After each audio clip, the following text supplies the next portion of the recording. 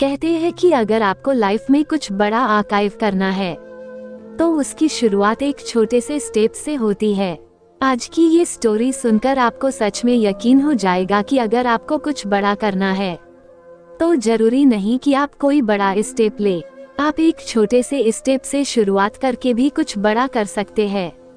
तो आज की ये कहानी है प्रफुल्ल बिल्लोरे की, जिन्हें हम MBA चाय वाला के नाम से भी जानते हैं।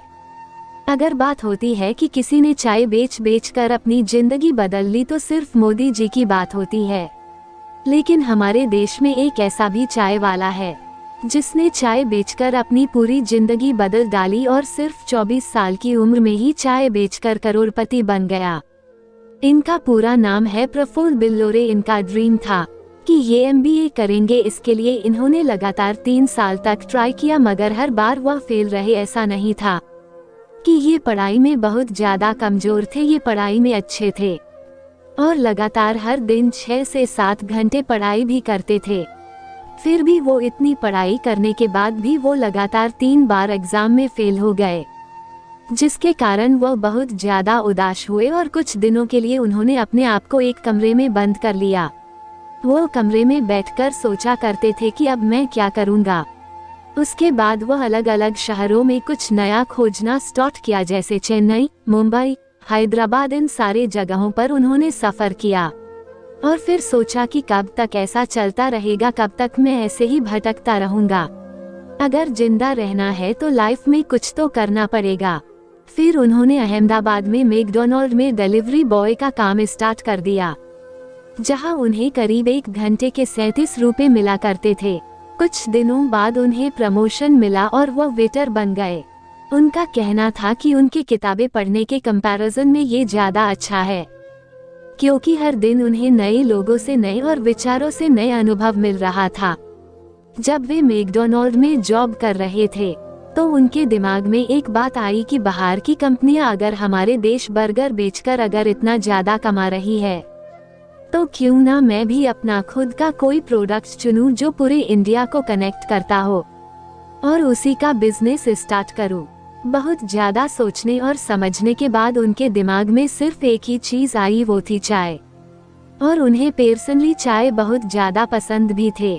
हमारे देश में बहुत सारी भाषाएं हैं और बहुत सारे अलग अलग लोग हैं, अलग अलग संस्कृतियां हैं, लेकिन एक चीज कॉमन है और वो है चाय। भले ही वो नॉर्थ का हो या साउथ का हो, सबको चाय पीना बहुत ही ज्यादा पसंद है।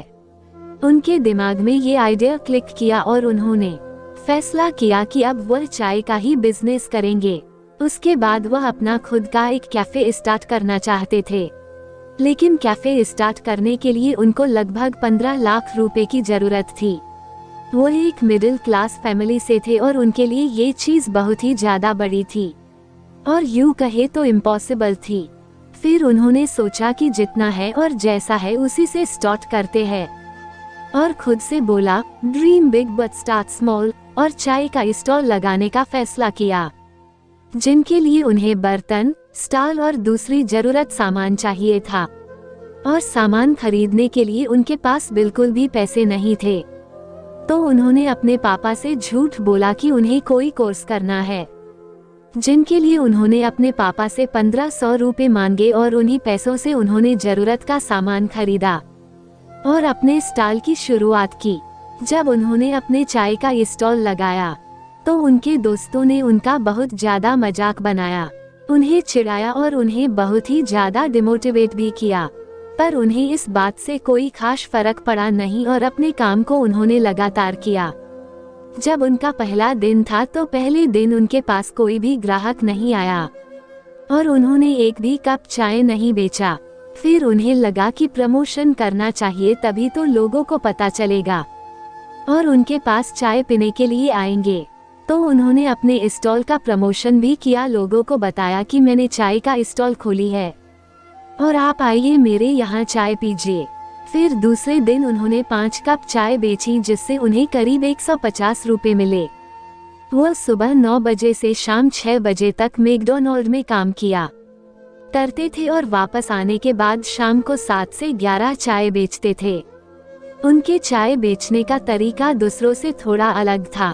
वो अपने कस्टमर से अंग्रेजी में बात किया करते थे।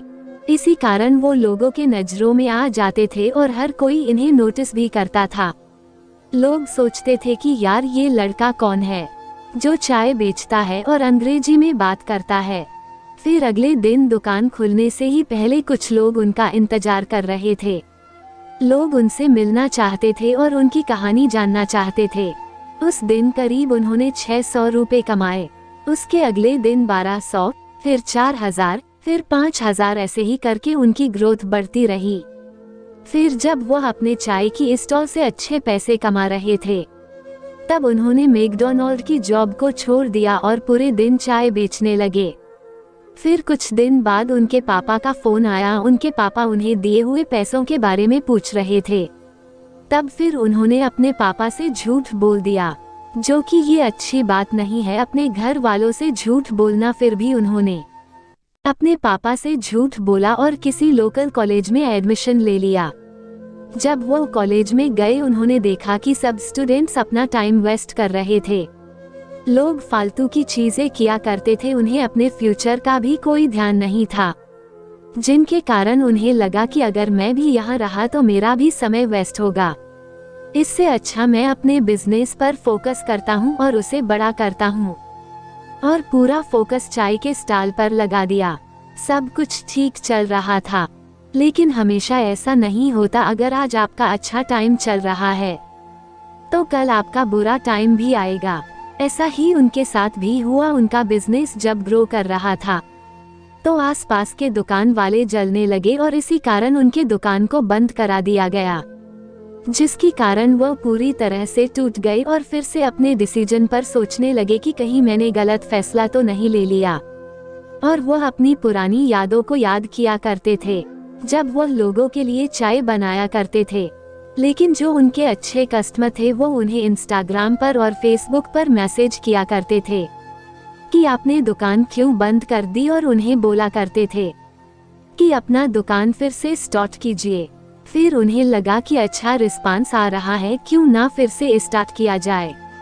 उसके बाद उन्होंने अहमदाबाद में जगह ढूंढना स्टार्ट किया जहां से उन्हें कोई ना भगा सके, और उन्होंने हॉस्पिटल के सामने एक जगह किराए पर ले लिया, जिसके लिए उन्हें 10,000 रुपए हर महीने देना पड़ता था।